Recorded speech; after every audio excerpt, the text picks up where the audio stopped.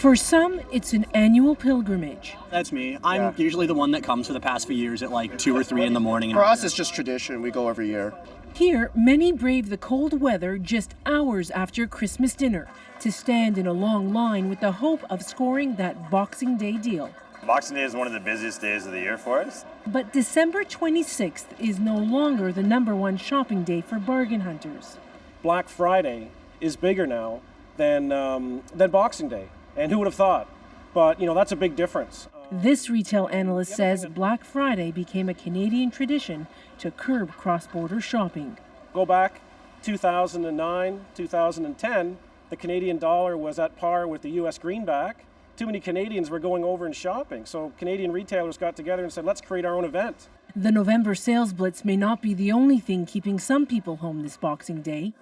There was barely a lineup at this electronics store in Vancouver this morning, which some say is rare, but it doesn't mean people weren't shopping. The other thing that's really big too is the emergence of online.